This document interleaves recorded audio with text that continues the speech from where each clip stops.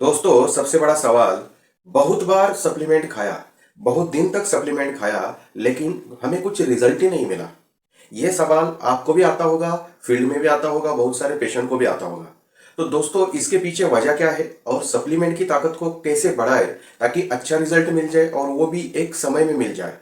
तो दोस्तों इसके ऊपर पूरा डिटेल इस वीडियो में मैंने बता दिया है। तो ये अगर आप इस्तेमाल करेंगे, आपके सप्लीमेंट देने के तरीके में ये अगर यूज करेंगे तो दोस्तों आप फिर आके इस वीडियो में कमेंट करके बताएंगे कि सर मुझे अभी रिजल्ट मिला।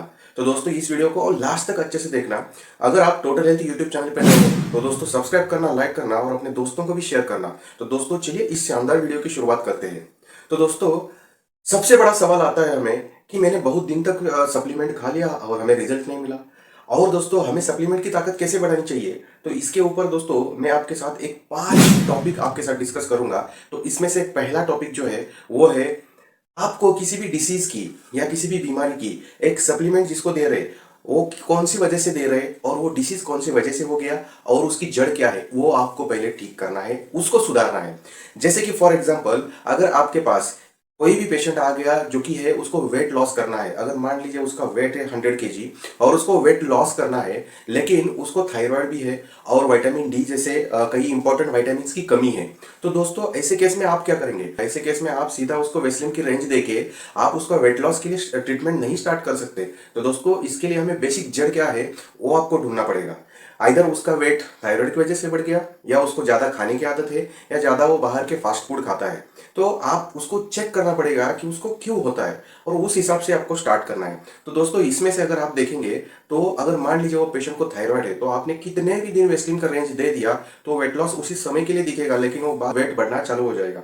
तो दोस्तों हमें ये नहीं करना है, हमें पहले ऐसे केस में थायराइड को ठीक करना है। साथ में इसको आपको विटामिन डी की कमी है तो विटामिन डी का स्प्रे भी देना। तो बीच बीच में मैं ऐसे वीडियो डाल देता हूँ कि कौन से बीमारी के लिए कौन सा फूड खाना चाहिए, तो ये भी इंपॉर्टेंट है, इसका भी परहेज रखना पड़ेगा आपको, तभी जाकर रिजल्ट मिलेगा बढ़िया से। ठीक है, तो ये तो पहली बात हो गई।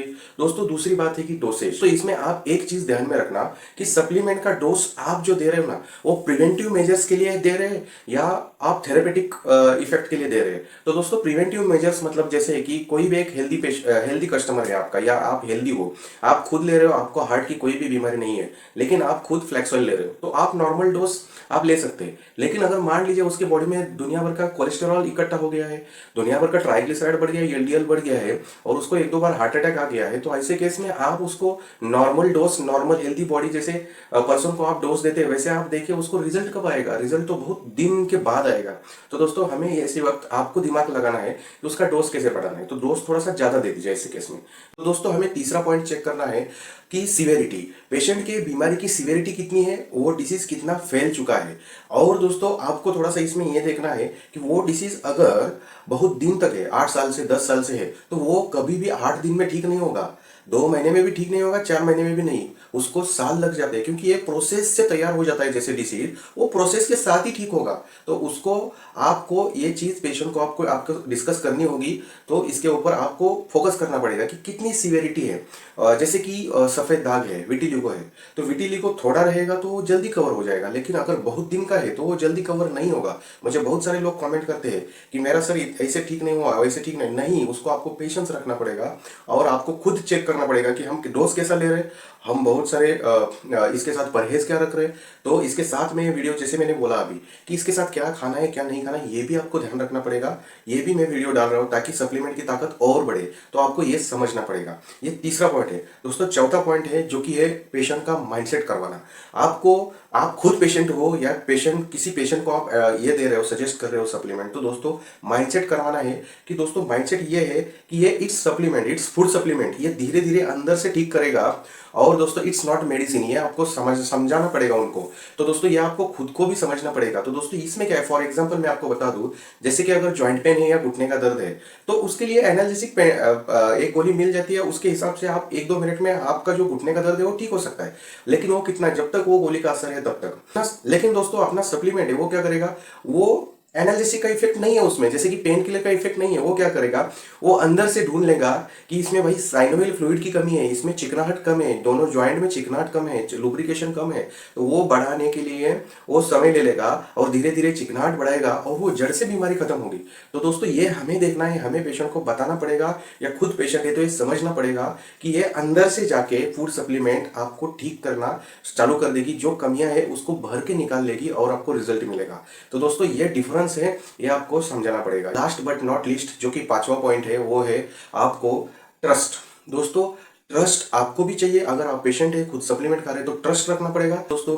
और आप दोस्तों किसी पेशेंट को सजेस्ट कर रहे हैं तो ट्रस्ट बिल्ड करना पड़ेगा कि आपको बताना है कि ये अगर बहुत दिन की बीमारी है तो जल्दी 1-2 दिन में नहीं ठीक होगी, इसको आपको कंटिन्यू लेना पड़ेगा। और ट्रस्ट ये बिल्ड करना पड़ेगा कि ये सप्लीमेंट जो है ये हर दिन लेने वाले होते हैं, हर दिन। ये कोई गोलियां नहीं है, ये कोई मेडिसिन नहीं है, ये हर दिन लेने वाले सप्लीमेंट होते हैं जो कि हमें डेली बेसिस पे खाने पड़ते हैं। तो दोस्तों ये माइंडसेट आपको करवाना पड़ेगा। और दोस्तों आप अगर किसी पेशेंट को ये बीमारी के लिए दे रहे हो ना, तो आपको सिर्फ 1 महीने के लिए ले लो, कर खा के देख लो, ये सब नहीं बताना है। उसका माइंडसेट करवाना है कि 3 महीना खा लो, 4 महीना खा लो, ट्रस्ट बिल्ड करवाना है।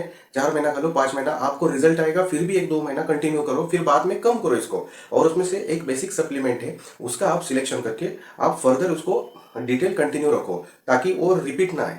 ठीक है, तो दोस्तों ये सब चीजें आपको करना पड़ेगा। और दोस्तों इसके साथ जो जो मैं वीडियो डाल देता हूँ कि सफेद दाग में क्या खाना चाहिए, यूरिक एसिड में क्या खाना चाहिए, क्या नहीं खाना चाहिए, ऐसे जो वीडियोस है ये भी आप अपने चैनल पे देखा करो, ताकि आपके सप्लीमेंट का रिजल्ट और बढ़ेगा।